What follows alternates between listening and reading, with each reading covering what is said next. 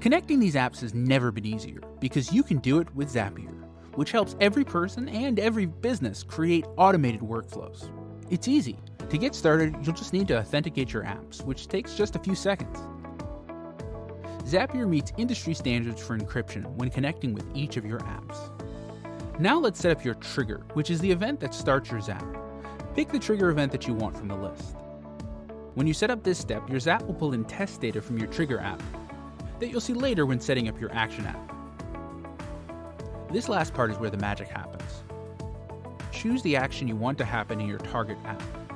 You'll see a bunch of fields where you can specify the details of your Zap. You can type free-form text or pull data in from your trigger step as needed. Turn on your Zap and Zapier will start doing your work for you.